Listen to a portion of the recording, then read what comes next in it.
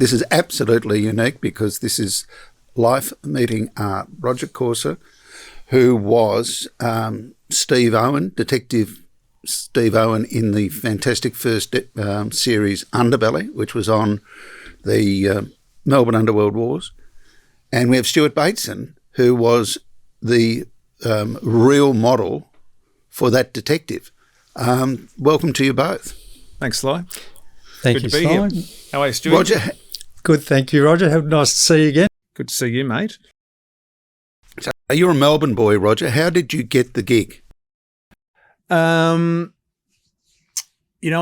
had already gone out to another actor, and they were over in Hollywood, and they had they were kind of on the hook for a big sort of TV show there, and thankfully for me, they let the producers know. Now, I would have let the producers know until you actually got the gig.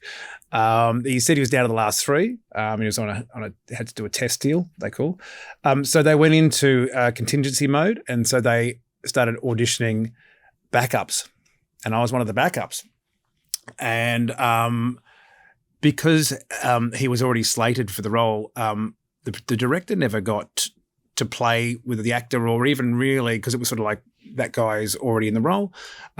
So it was the first time he got to play with that sort of character, and we auditioned, and I came back, and he sort of liked, the back and forth and some ideas I brought to it, and he kind of then said, well, regardless of the other bloke, if he's got this other gig, I'd rather Rog do it because we've sort of already started diving into the character. So I was pretty, I was pretty lucky to get it, because I think everyone else was cast, and it was only about 2 weeks out from shooting, and then we were kind of thrust into it.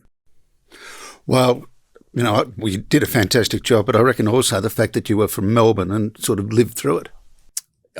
Yeah, like I grew up, in my early, late teens, early 20s, I was in rock bands, around Melbourne, and before King Street was, sort of full of strip clubs, there were, proper nightclubs and so forth. And, my band used to play at some of those venues downstairs. You'd have a sort of more of a nightclub upstairs, and some of the places had a basement. Like, so I remember the Grain Store being a place there that we would play pretty regularly.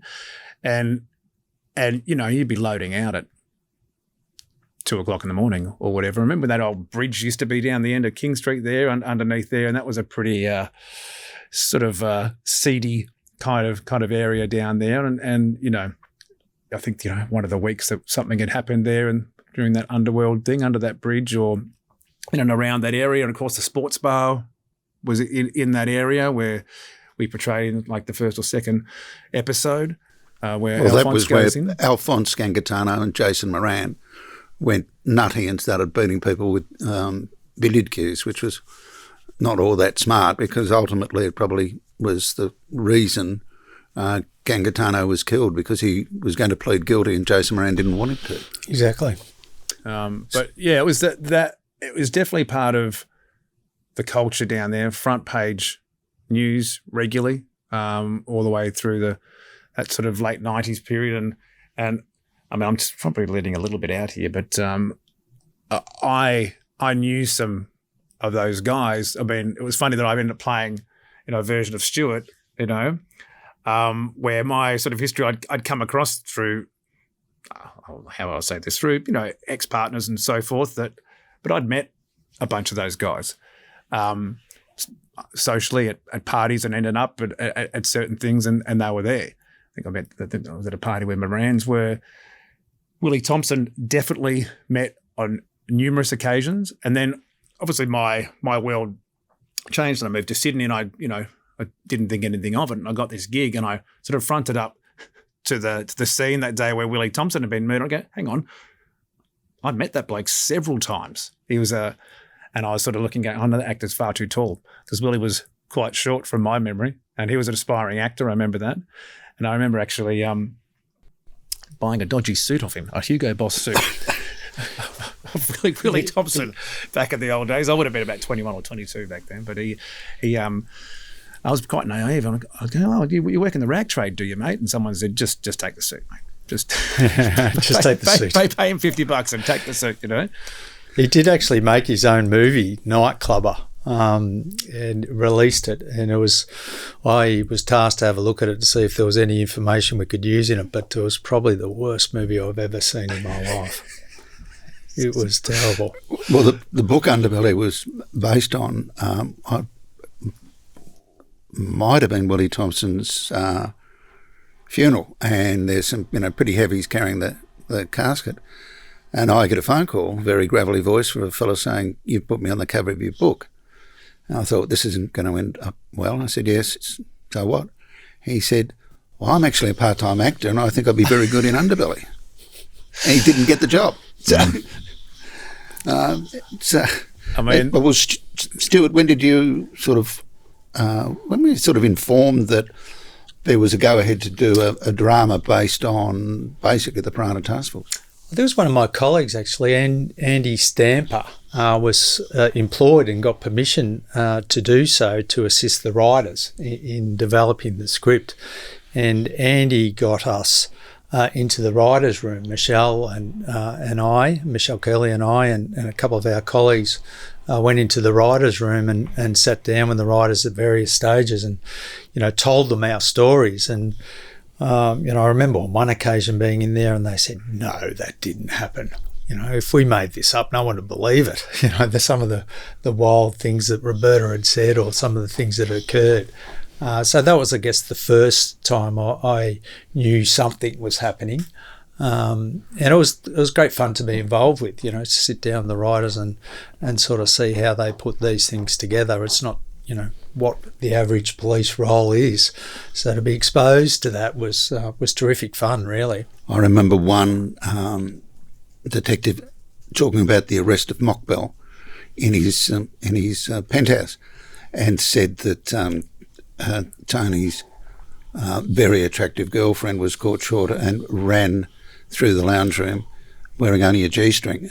And one of the writers said to the other one, "Write that down, quick, write that down," because it was probably the only bit of nudity in the thing that was legit. Yes. Yeah, although I do often make the joke when we talk about Underbelly is that, there's some fact, there's some fiction, and you would have seen in Underbelly that even the detectives had some pretty hot sex. Well, I got to tell you, that was fiction. That didn't happen. Come on, mate. You were an icon. All I remember is thinking after watching it that apparently in the underworld it's illegal to have sex in the missionary position. That's probably true. But, so good old Marty Sachs had a good old scene from memory. Yes. I think he had the massage going on, didn't he, on the massage table? And I think he did, yeah.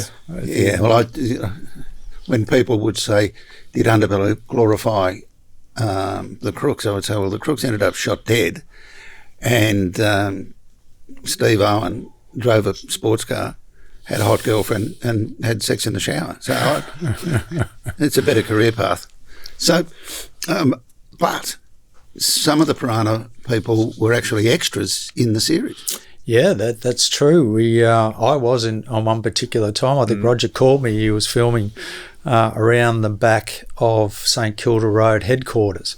Yeah. And I popped round the back and ended up being the driver for Frankie J. Holden's character, and appeared on the steps behind. Yeah, I yes, there's a couple of still shots as one of the sort of well used still shots with doing a presser. Pretty much, I think my character and I'm not sure if Carolyn's character was there or would have been, and then we were flanked by some extras and some real members of the Piranha Task Force at a presser, which was great to be able to have you guys there. They asked me. I said, "Is there anything particular you want me to wear?" And they go, "No, just your usual cheap suit." It had a big impact because the series was about to go to air or went to air, and of course there were still trials going on in Melbourne. So Justice Betty King, after some negotiations, got hold of the DVDs to have a look at it. And she's watching it, and then she said, "Stop it." And she looked on the step and said, there's one of my witnesses, there's another witness, there's another witness. And she said, well, I can't have these people before the jury if the jury have seen them in the television show. So that's one of the reasons it got banned. Mate, if they're looking at the extras, and they're looking at the extras, there's something I'm doing wrong. There's something wrong. That's not in the contract, is it? It's funny you should mention Justice Kim, because we're in the middle of the court proceedings, and the day she got hold of the DVDs and came back in and made that ruling that it couldn't be shown in Victoria, we spoke to her associate, and her associate said, "Oh yeah, we watched all of them in one night. Geez, that's a good show." They apparently drunk a couple of bottles of red wine watching the show. They enjoyed it immensely. Yeah, Justice King turned, I think, to her tippy, who was watching it as well, and said, "I didn't know that happened." And then she thought, "Shit, I'm looking at this like a documentary now. If I'm looking at it like that, so would the jury." Mm. But of course, it was leaked out into the black market, and there were lots and lots of copies around. And I'm firmly convinced that it was actually somebody from within the underworld who had been given a copy to just check its accuracy and took the opportunity. Someone who perhaps was involved in the construction industry. Yeah, I wonder who that could be. Well, in fact, well, wasn't there? It's funny the irony of. Well, you call it almost meta these days, that there was a black market in trading the Underbelly series, back before obviously digital downloads, where you'd have to have a physical copy. But up on the border, the Albury-Wodonga border, that was sort of used to send the pensioners up there to go play pokies when we didn't have pokies in Victoria. But you'd send people up there and they'd pick up their copy from New South Wales, because it was legal, obviously, in New South Wales to view it, and then people were pirating them and getting them from there. The one scene that should have been filmed that wasn't was I rang McGuire and said, there's going to be this TV series. And he said, I don't want a part of it. I said, there's going to be a character based on you, so don't talk about it, really. I suggest you meet these people. And he said, yeah, okay. So I put them in my second-hand car and went down to his crane place, which business was good because there were no cranes there at all. And it was one of the most magnificent scenes, as Mick quite fairly said, I can't control you, but let me say I'd be very sad if you connected me with any drugs, because I'm not involved with drugs. And when you see the final product, not only is the Gatto character never seen talking about drugs, but any scene where there was conversations about drug, it was shot in a way to see that he was not even in the conversation. And at one point, one of the producers said, if we need to talk to you, we'll go through John. And I said, well, that's silly, you're all grown up, just exchange phone numbers. And she said to Mick, well, I won't be giving your number to actors because they can be very insistent. And with the timing of Marlon Brando, he paused, looked through her and said, I can be pretty insistent myself. I thought, where's the camera when you need it? I think Westaway did manage to catch up with Simon Westaway, who played Mick, caught up with him. I know they definitely had coffee at least once.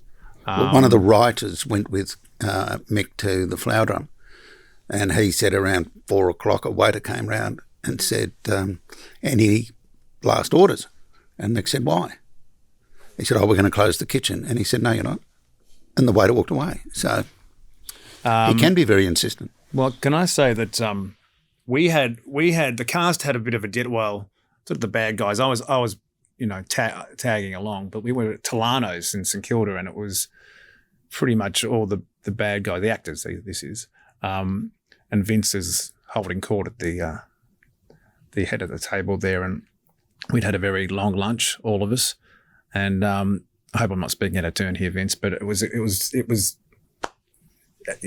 talk about art imitating life, and Vince kind of Vince Colosimo. calls the waiter over and goes, Look, there's thousands of restaurants in Melbourne, and I could have bought my party of people here. There's probably 15 plus people to any restaurant in town, and you haven't even offered me one free bottle of wine or free ports for the whole thing. And I go, sorry, Mr. Colosmo will fix that straight away. So they ran out and started bringing out the free drinks and everything, and the boys took their role quite seriously. I think they were having a great time. Good on them. It's interesting because I get calls or conversations from people who say their children are now have found Underbelly, and they're watching and this is absolutely fantastic. And I do, it wasn't my series, but I do think that that's probably the best sort of crime drama this country's produced. Yeah, because it was so close to the truth, I think it was terrific. But, getting banned in Victoria was perhaps one of the best promotion activities you could hope for. It just created a real buzz around it. But, yeah, I think and there was a different style of it, which I don't think had necessarily been seen before. Rock and roll. Yeah, it was something to be proud of. And I think that the time we were going through a period there where Australian drama wasn't sexy. We'd had periods of, through the 80s and that where we watched a lot of Australian drama, whether it was, your Country Practice or the Sullivans or whatever it was, or the, many different cop shows that Australia had done. We were going through a period there where it was kind of your Desperate Housewives and Lost and these are big CSIs and, this is kind of the mid-2000s. And look, Pack the Rafters did well, but it was definitely Underbelly, I think, brought Australian drama back onto the map to be prime time, number one. This is a show that we're pinning this year's drama slate on. That's back when, networks made drama. And I think it had a big flow-on effect for the Australian industry, reigniting it for telly. I mean, straight off the back of Underbelly, I got a show called Rush, which was about sort of based on the CERT team, the Critical Incident Response Team. A bit of fiction put it as well with some of the technology at the time. But we went 4 seasons and it's like 70 episodes, after that. Well, the hero, the real hero is Eddie McGuire, because Eddie, being of Melbourne, he loved all this stuff, and it drove me batty. He'd call and say, come down for a coffee, and the heavyweights from Sydney would come down, and Eddie would pitch a sort of series about the Piranha and the Gangland War, and you could see their eyes glaze over. And any of the writers always referred it back to existing series.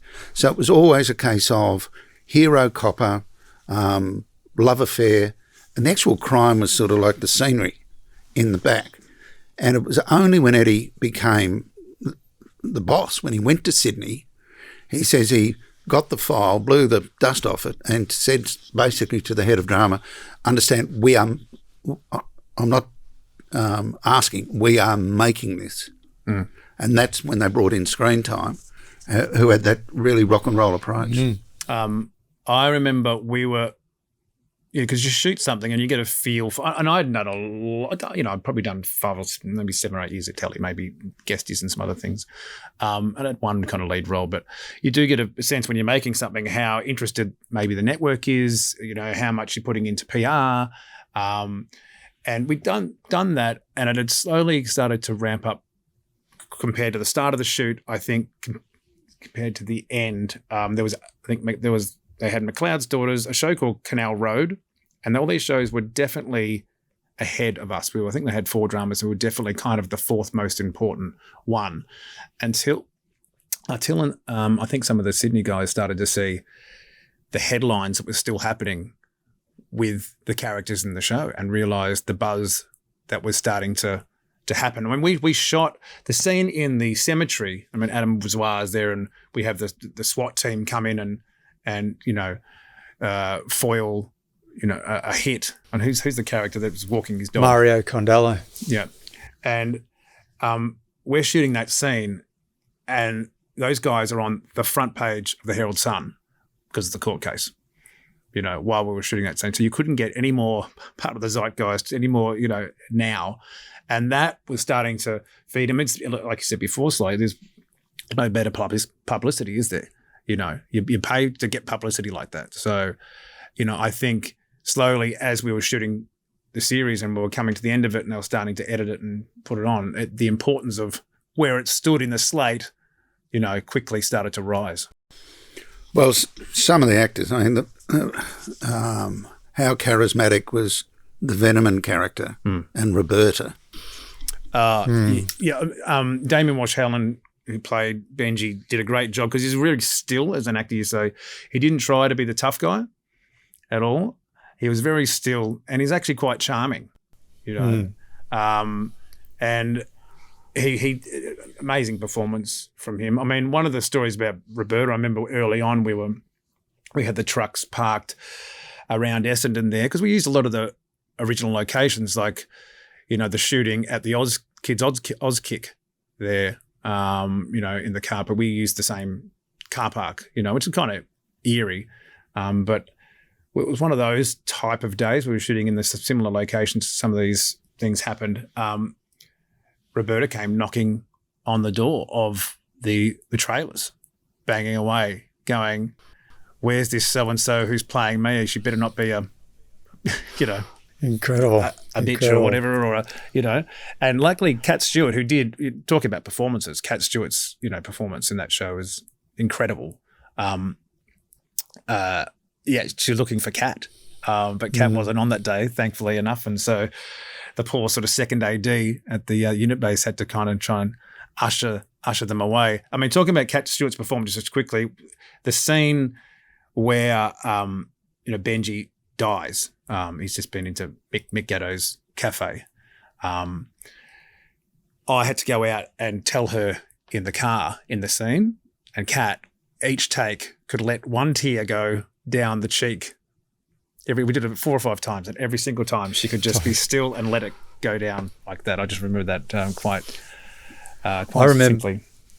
I remember meeting Cat Stewart during production. I was lucky enough to meet her, and she's so beautiful and beautifully spoken. Yeah. And I remember saying to someone, I just can't see Roberta in her at all. I'm not sure how this is going to work. And then we were lucky enough to get invited to one of the screenings of the first episode. And in this promo, there's a scene of her yelling and spits coming out of her mouth, and she's swearing like a sailor. I'm going, oh no, she's nailed it. She's got Roberta down pat.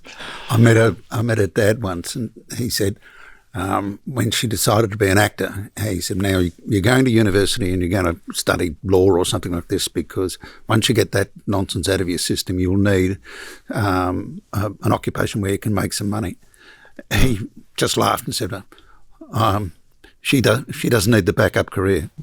No, she's terrific. Yeah, she's done quite well. And I'm trying to think of there's a couple of quotes. You were talking about how, art imitating life, and some of the dialogue, Stewie, correct me if I'm wrong, is kind of direct kind of quotes, even from some of the recordings as well in the house. Direct quotes, and that was part of us being in the writers' room. You know, we would relay to the writers exactly what was said. You know, that we'd picked up on the listening devices, and you know, one comes to mind immediately. Which they just couldn't believe. You know, there was a time where Andrew Veneman and Roberta were sitting on a couch, and they, lo and behold, got talking about anal sex. And Roberta quite innocently goes, "Anal sex? I bet that hurts like buggery."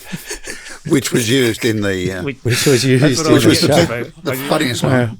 Yeah.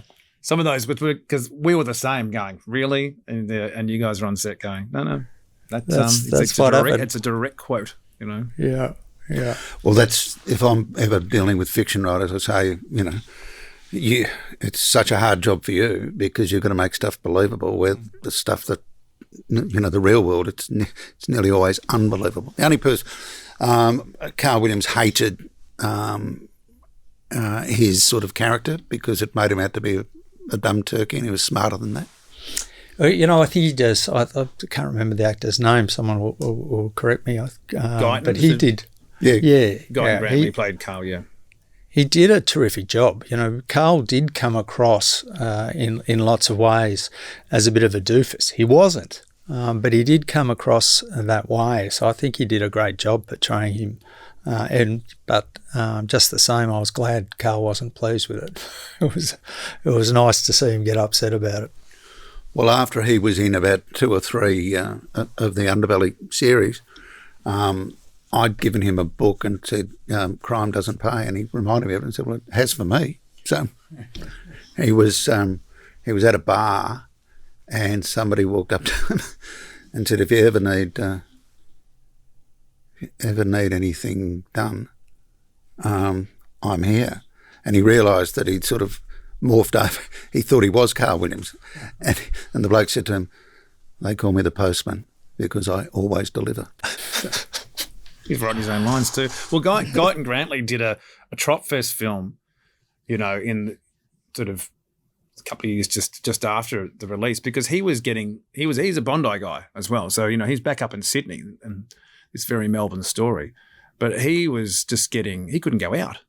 Like, he was getting swamped on the street, and he made this Trot Fest film being Carl Williams and did quite well, because it was basically like people just think that, you know, the two, you know, character and his real life are kind of, you know, merged together. And for a couple of years there, it's a thing about sometimes playing a role, seminal role like that. It can help you or can sort of hinder you, because people for a little time can sometimes only see you as that guy. And I'm not sure, but I think you know, Guyton may have, you know, been victim to that slightly, you know. So Stuart, what did you think when you actually watched the series and realised that this star character is effectively based on you? Well, I mean, yeah, I think in lots of ways there was lots of you know, parts of me in it, but Roger's character portrayed a hell of a lot of things that I didn't do too. You know, there was other members of the task force that we had to sort of jam into to the story, because, you know, you just can't have 55 characters in a drama. But, you know, the reality of it is very, very flattering. You know, you look at it and you're connected with a character like that in a drama. You know, it's not every day a police officer gets to be portrayed in a drama. And for Roger to do it, one of the best, in my view, best actors in Australia, you know, it's terribly flattering. And I must admit, I've told many tall stories about it. So, you know, it was. Well, I have to apologise, Stewie, because I did pack on a bit of weight during that series. I was in a good paddock back then. I was one of the actors that were burning the candle at both ends while we were shooting that. There was some ones that were very studious and very good, Cal Mulvey and Les Hill and even Damien Bolsh-Howling. They were very good. They began at the gym. And there was other actors like myself and maybe Sullivan Stapleton and some other people that would work a 12-hour day and then, you know, clock in for another 6-hour shift at the pub. At the pub. And then, of course, you were known as the kind of like the super fit, you know, they portrayed you as the super fit, you know, copper, because especially we had the episode where they had the running man and they wanted to kind of juxtapose those two together. And I had to do that scene in the running scene around Port Melbourne. And I reckon I got home about 3:30 or 4 a.m. and I'd forgotten what was up that day, because you're sort of on every day. And they were like, right, put the shorts on. You're about to run a couple of Ks. And so if you look closely, I'm sweating absolute bullets through that. So I apologise. I probably could have done a better job for you. Well, I do remember that scene, and I do remember, geez, he's slowed a bit since his days at East Doncaster Footy Club. So, yes. All right. Well, enough of this love fest. Roger, you've got your TV quiz show coming up? Yeah, we're into the second season of The Floor. Never thought I'd be a game show host, but loving doing it. Get to talk to a lot of people, which is fun. Always enjoy doing that. We have 81 contestants, so there's a lot of chat. And it's the easiest game show for a host, I reckon, because I don't have to read any questions. You know, everyone else has to read a bunch of questions. I just chat to all the people, and then it's a visual medium. They have to sort of pick the pictures they see on the screen. But the first season was I think, the highest rating sort of new format show in about 4 or 5 years across all networks. So it did really well. So we've gone and shot the next one. We actually shoot that in Amsterdam. So horrible gig, obviously. So I fly over to Amsterdam when we get it done on their set, because the Europeans, the Dutch, made the original format. So they get all the different countries in to do their versions, and so we come in and get a season done in a week, and half the contestants are expats from the UK, and that's quite easy for your sort of 18 to 30-year-olds to find them milling around, London, and then they'll fly some sort of usual suspect reality people. And we've got some sports stars competing as well. And then and some other people fly over from Australia, and they all have a great time. So I think that's coming out in around April, May this year, back on 9. And Naked City, the 3-part documentary on hitmen, starts on March 3. Look for Stuart in the first episode. He absolutely owns it. Thanks, Sly.